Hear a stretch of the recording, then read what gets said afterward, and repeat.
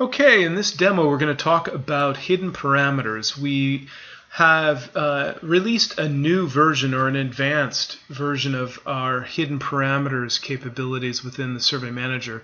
Now you can schedule emails to be distributed that invite your customers to participate in an online or mobile web survey, but you can embed up to 5 questions in your survey that are hidden from the respondent but contain information or parameters that link back to your database, whether it's a CRM system or an incident tracking system.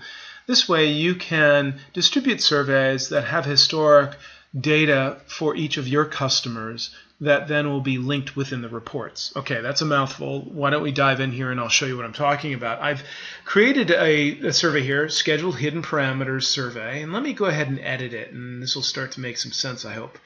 Now, I have added, because you can have up to 5 questions. You don't have to have all 5. It could be 1, 2, 3, 4, or 5 that point to your database. And so you would have imported an email list along with whatever parameters that pertain to each of your customers that can be embedded into the survey but hidden from the customer when they're taking the survey. So I've added the first 5 questions here as hidden parameters. So when I go and edit a question, I'll show you what I'm talking about. So this just happens to be an open-ended single line question, and that's the only question type this works with. Open-ended single line. And this will be the customer's email address, and I've selected mark question as hidden for customer parameter 1. And I'm going to map the same custom field. And these custom fields are selected when you import your Excel or CSV file containing your list of customers and their email addresses and whatever hidden parameters you want to include. Okay, so that's the 2 check marks that the optional features you would select in setting up whichever questions in your survey you want to contain these hidden parameters. So I'm just going to go ahead and save that question.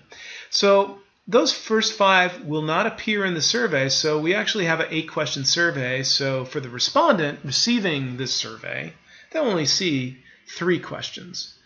I'm going to go ahead and save this, and we can skip through the 5-step Survey Wizard. And you can do this within the Survey Wizard or within the actual address book. You can also schedule from your address book after importing a list.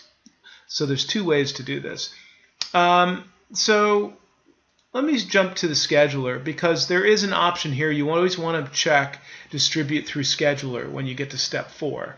Because then in step 5, it will show you your lists and the whole scheduler feature here, where you can schedule when you want your email list to be distributed to your customers. And of course, we are now doing HTML5, which is still in beta mode. We're just about to have the full production release, which is great for mobile devices because it's responsive in design, or the legacy HTML4. You can go private or public. Private meaning the survey can only be answered once by the recipient, whereas public, they can answer that survey more than once. And here you can name I'll just name it hidden parameter schedule 2. That's the schedule name, and I'll show you where that appears later. And now I can select my list, and this is the list that you would have already imported into your address book. And that contains the list of your customers, their email addresses, and their specific contact details. You can select your time zone. We're in Pacific time, so I'll go ahead and select that. And you can give your email subject line, whatever you would like that to be. You can use either our default email template, and this is the invitation email that goes out to your customers, or you can create a variety of templates to use. And we'll just add my email address here as the bounce, and that's important to have. And let me go ahead and schedule this for, I don't know, a minute into the future, so we can get that. And you can schedule it now or schedule for later. So that's already scheduled. So while we're waiting for this email invitation to arrive, so we can take the survey, let me show you a few other features we've added to the system pertaining to this this capability. So in the distributed online surveys, we've now added a scheduled surveys link, and this is a brand new screen which shows you all the different schedules you may have set up, and this is the one we just set up now, what list it's scheduled to be distributed to, and you can have more than one list that you're sending your survey to. The name of the survey, this is the name of the survey, the time that we scheduled it for, or when we scheduled it, and the distribution time. And it hasn't been distributed yet because I set it for the future a few minutes from now. So once that has been distributed, this is just a confirmation of when the system actually sent out that batch email to your customers. So that is a brand new screen. Now, I was talking about the address book because you can also, when you're importing your lists through the address book, here, you can also go ahead and import, because this is the list that I imported, and now I can go ahead and schedule this survey right from here. You don't need, if you've already created your survey and then you're importing your list, you can go ahead and schedule that survey to that list right from this screen.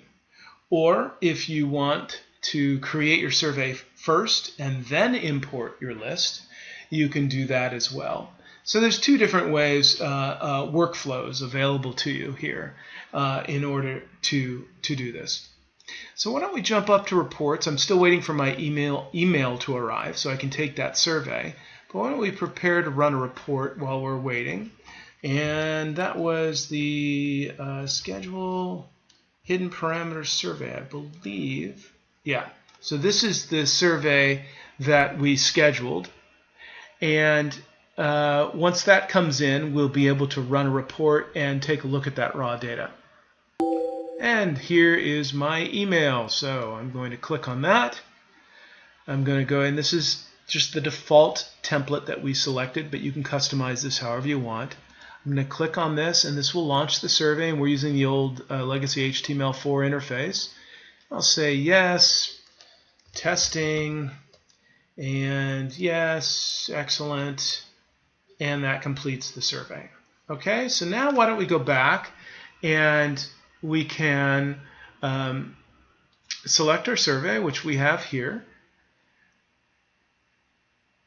and we can run a report.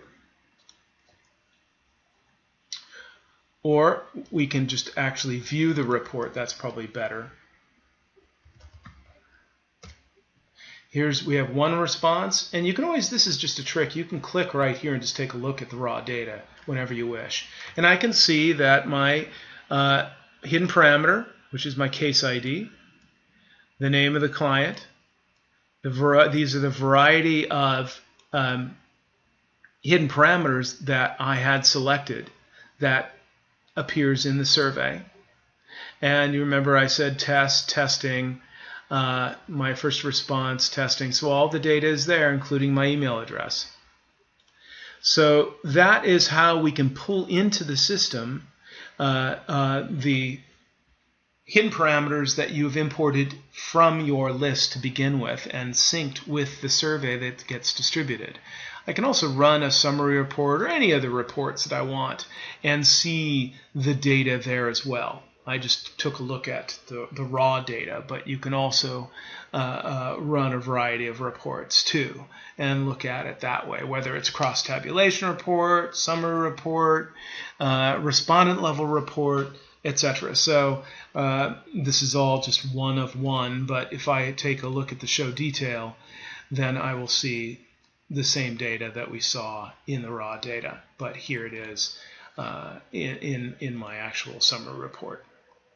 So although the first 5 questions, given they're hidden, aren't appearing in the actual survey when the respondent answers it, of course they're included in the raw data because you may be using our API to pull that data back into your database, as well as, of course, our reports.